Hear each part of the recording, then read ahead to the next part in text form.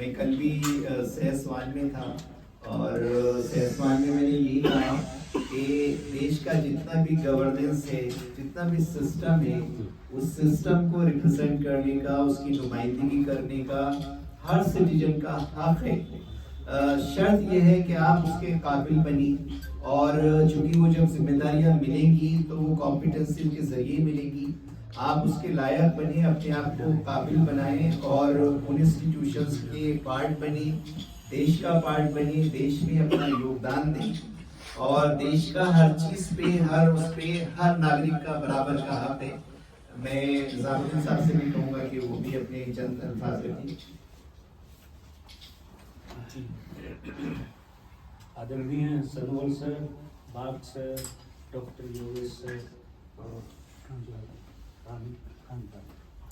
Sir, तो इनका बहुत बहुत स्वागत है हमारे प्रेस कॉन्फ्रेंस के हेड ऑफिस में। और आज जो ये प्रोग्राम हो रहा है, बच्चों को कंप्यूटर सर्टिफिकेट से दिए जाने वाला प्रोग्राम है। और हमारे बच्चों में टैलेंट की कमी नहीं है, बस उनके पास डॉक्यूमेंट की कमी है। तो ये सर्टिफिकेट उन डॉक्यूमेंट को पूरा करेगा। आगे चल के ये डॉक्यूमेंट को लगाकर कहीं पे भी कंप्यूटर लिटरेसी का जो भी योग्यता है वो फुलफिल कर सकते हैं। और मैं आप सभी का आभारी हूँ सर, आप यहाँ आए हैं और हमारे बच्चों को ये फैसिलिटी प्रोवाइड कर रहे हैं। तो मैं प्रेस कॉन्फ्रेंस के जनरल सेक्रेटरी होने के नाते आपका आभार प्रकट करता हूं और धन्यवाद करता हूं।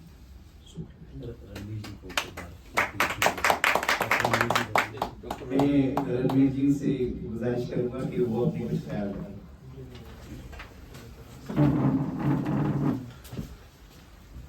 धन्यवाद।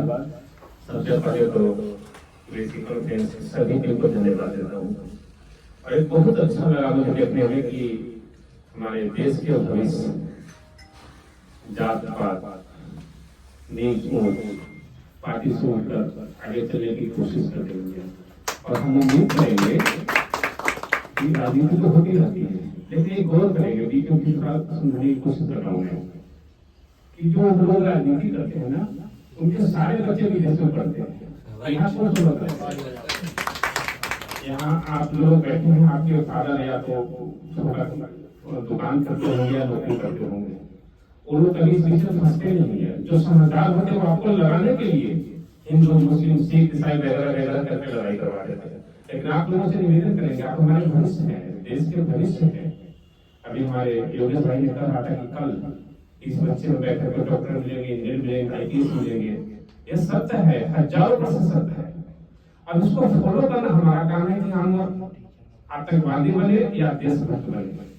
यह भारत सदियों से, आज नहीं सदियों से, आप युद्ध की बात करेंगे, सब युद्ध द्वापर युग था, जिस युद्ध में देखेंगे सभी युद्ध में सभी लोगों के साथ चला था। तो बात किसने? हमने और आप। मुझे पता है कैसे बातें। हमें जिस दिन आपसे बात नहीं होगा वो दिन आपको हम कंफ्यूज करना शुरू करेंगे, पुराने बात बोला। और बड़ी दुर्भाग्य हमारे देश की कि हम लोग अगर कोई खाता क्या पुराने चीज ने बोला था, हम उसको ध्यान नहीं, मुझसे लड़ने चले जाते हैं। इन चीजों से दूर हो जाएंगे। आज भी देखेंगे जो आपके मुस्लिम को में देखेंगे, जो लोग IAS IPS है, वो लोग भी तो बैठे ना सरकार के अंदर भी, तो वो लोग भी है। वो लोग क्यों नहीं लड़ने जाते हैं? उनको मालूम है कि सच्चाई क्या है। तो वो मालूम है सच्चाई क्या है, तो वो अपने भविष्य को उत्थान के लिए, बच्चों को उत्थान के लिए आगे क्यों जा रहा है। लड़ते कौन है? जो हम लोग यहाँ बैठे हैं। तो इनसे अलग होइए ना एक बार। जब जिस दिन इनसे अलग हो जाएंगे, माइंड सेट करेंगे नहीं हमको कंप्यूटर चलाना है, हमको IAS बनना है, हमको डॉक्टर बनना है, इंजीनियर बनना है, उस दिन आपकी सोच बदल जाएगी। सरकार आते रहेंगे, सरकार आएंगे, सरकार जाएंगे, वो चलते रहेगा, सब कुछ चलता रहेगा। जिस तरह हमारे जिंदगी में दो चीज सत्य है, बाकी सब बेकार है। और सत्य क्या है? जन्म और मृत्यु। जन्म जो लिया है उसको मरना एक दिन तय है, चाहे वो कल मरे, परसों मरे, 10 साल के बाद मरे, या जन्म लेते मर जाए। यह सत्य है। आत्मा कभी नहीं मरती, आत्मा अमर होती है। आपके उर्दू भाषा में क्या बोलते हैं मुझे नहीं पता, बट हमारे सनातन धर्म में आत्मा अमर होती है। शरीर आत्मा छोड़कर दूसरे शरीर में जाने को तैयार रहता है। तो इस चीज को समझिए। आपके भी अगर धर्म में ऐसा होगा, कहता है या फिर कुरान क्या कह रही है उसको फॉलो कीजिए। हाँ, फॉलो करते तो हमें अपने धर्म को ध्यान रखना है, हमारे अपने देश को भी याद रखना है, हमें अपने परिवार को भी ध्यान रखना है, हमें अपने माता पिता को भी ध्यान रखना है।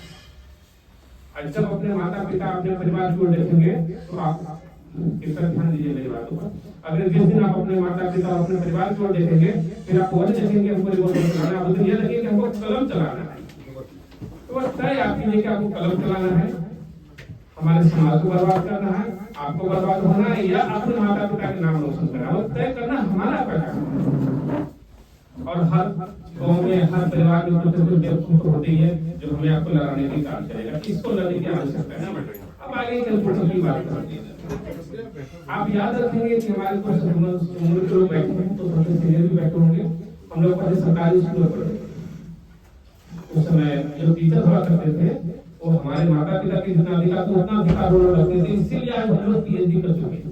2015 में हमने पीएचडी किया था, सरकारी स्कूल से पढ़ आए थे, सन 2000 में सीनियर में नौकरी कर रहे थे, तो उसी टाइम गवर्नमेंट की नौकरी स्कूल से पढ़ के निकले थे। आज के समय में सारे चीज अवेलेबल है, तो हमारे कहने का तात्पर्य समय चेंजिंग होती है, समय के हिसाब आपको भी बदलना ही पड़ेगा। आप सोचेंगे पीछे ही समय में रहे तो अपना माइंड अगर सेट करेंगे पिछले समय में, तो अगला समय का आप कवर नहीं कर पाएंगे तो आगे नहीं चल पाएंगे, समस्या कभी होगा। तो इसके लिए समय के हिसाब से बदलिए। तो बदलना क्या है, अपने परिवार को देखते हुए हमें अपने भविष्य की ओर चलना है, भविष्य के लक्ष्य की ओर लेकर चलना है। चाहे वो लक्ष्य कुछ भी बनाइए, डॉक्टर बनना है कोई एक लक्ष्य लीजिए। हर व्यक्ति को जिंदगी में 2-3 लक्ष्य होते हैं कि उनका काम ये करेंगे, नहीं लक्ष्य एक लेकिन ऑप्शन ये रखिए। हर समय ऑप्शन ए रखेंगे तो आप लक्ष्य कामयाब अवश्य हो जाएंगे। अगर बी रखेंगे तो कंफ्यूज हो जाएंगे। बी का मतलब क्या हो गया कि चलो हमको आईएएस भी करना है, डॉक्टर भी बनना है, इंजीनियरिंग भी करनी है, नहीं हो सकता। एक लक्ष्य कुछ ही बनाइए। अगर आपको आईएएस ही करना है, इंग्लिश ही करना है, तो इंग्लिश की पढ़ाई कीजिए, तो स्वाभाविक 1 से सेकंड में आप निकल ही जाएंगे। अगर आप सोचेंगे चलो ये फेल हो गया कोई बात नहीं, डॉक्टर बोले नहीं हो सका, तो उसको भी कंफ्यूज जाएंगे। तो लक्ष्य एक लेकर चलिए, और जब आप लक्ष्य बनाइएगा तो लक्ष्य हासिल अवश्य होगा। ये हमारी किताबें कहती हैं। दूसरी तरफ किताब हमारी क्या कहती है, तुम मुझे मेरे सामने झुक जाओ। ये किताबें कहती हैं, शायद आपके कुरान में होगा कि तुम मेरे सामने झुक जाओ, दुनिया तुम्हारे चरणों में झुका देंगे।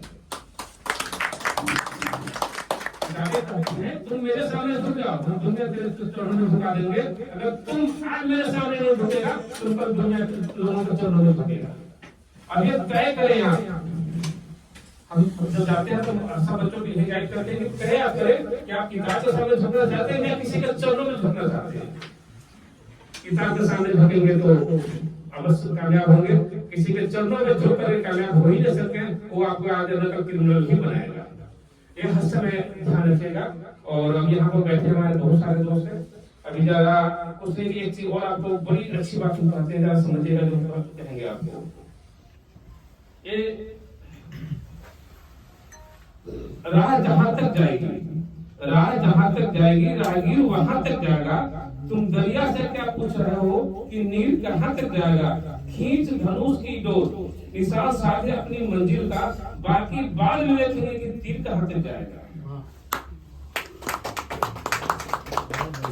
कुरान भर के भरोसे की मत सोचो, पंखों की हर कदम बढ़ाओगे, साहस से देखो आसमान कहां तक जाएगा। तो सारे 2 लाइन में अपनी जिंदगी की सारी कहानी लिखा हुआ है कि जब हम लक्ष्य की ओर चलते हैं, हमको यह नहीं देखना कि पीछे वाले हमें गाली बक रहा है या हमारे ऊपर कीचड़ फेंक रहा है। फेंक दे दो, उसका काम है फेंक देगा। क्यों कि अगर हम कामयाब हो जाएंगे तो फिर आपको कुछ नहीं जाएगा।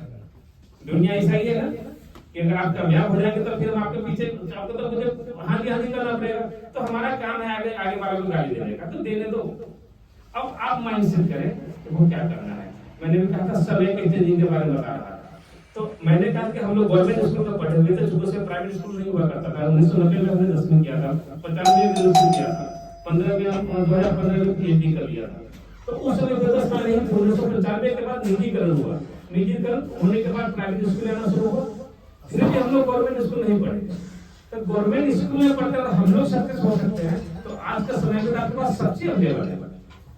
हम लोग पास मोबाइल फोन 95-98 में मोबाइल फोन दिल्ली में आया था। पहले मोबाइल फोन सुनते थे, कभी हम लोग जब सुनते थे किसी तो सोचते अरे यार हमारे पास मोबाइल फोन होता तो ऐसा करते, सोचते थे। कभी कभी आज हमारे भाई के साले से परसों दोस्तों टेस्ट कर गए, वो कहते थे कि रणबीर बाबू अरे हमारे पास जो मोबाइल फोन होना चाहिए था, कब 95 में कहते थे, जरूर होगा, घबराइए मत। उस दिन हमको याद पड़ा कि वो मुझे कहे थे, तो समझे उस समय क्या था, आज क्या है, आज इसकी कोई वैल्यू नहीं है, खिलौना से भी बदतर हो गया ये। तो हम ठीक उसी तरह कंप्यूटर पर फोकस करें। आजकल आने वाला समय में, आज से 5 साल बाद पेपरलेस, पूरी दुनिया पेपरलेस हो जाएगी, पूरी दुनिया। तो उसकी तैयारी करेगा। अगर उसकी तैयारी आज आप नहीं करेंगे तो 5 साल के बाद जो समस्या खड़ा होंगे तो फिर कहेंगे एक काश शब्द उस दिन पकड़ेंगे, उस दिन हम क्यों नहीं किए, या कोई पढ़ने वाला नहीं मिला। आज आपको पढ़ने वाले लोग मिलेंगे तो करना कंप्यूटर पर जोर दीजिए, किताब पर पढ़िए, पढ़ना कुछ उसी में लिखा हुआ है, लेकिन कंप्यूटर पर ज्यादा ध्यान दीजिए। कंप्यूटर में आजकल तो मेरे आदमी जो लोग पीएचडी कर रहे हैं, जो पढ़ाई अच्छे से कर रहे हैं, वो सारे कंप्यूटर पर वीडियो मिलेगा।